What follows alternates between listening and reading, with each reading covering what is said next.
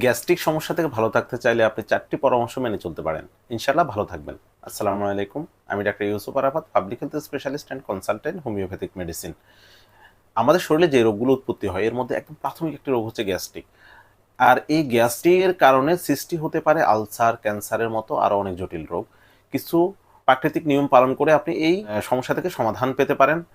প্রথমত, প্রতিদিন রাতে আপনি ঘুমানোর আগে ভালো করে মুখ পরিষ্কার করে ব্রাশ করে ঘুমাবেন। সকালে ঘুমে থেকে উঠে কুলি না করে বাসি মুখে পানি খাবেন এবং পানি খাওয়ার পরে একটু হাঁটা চলাফেরা করবেন। দেখবেন আপনার প্রথমে পায়খানা ক্লিয়ার হয়ে যাবে। আর কারো যদি পায়খানা ক্লিয়ার থাকে তাহলে তার গ্যাস্ট্রিক অটোমেটিকলি অনেকটা কমে আসে এবং ভালো থাকা যায়।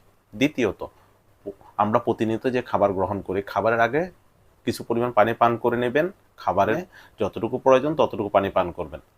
মূল কথা হচ্ছে আমরা খাবারের শেষে সাথে সাথে যে পানি গ্রহণ করি সেটা আপনি 15 থেকে 20 মিনিট পরে পান করবেন।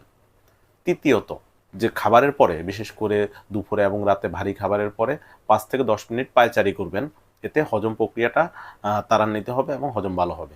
চতুর্থত, প্রতিদিন কিছু পরিমাণ কাঁচা পেঁপে গ্রহণ করবেন।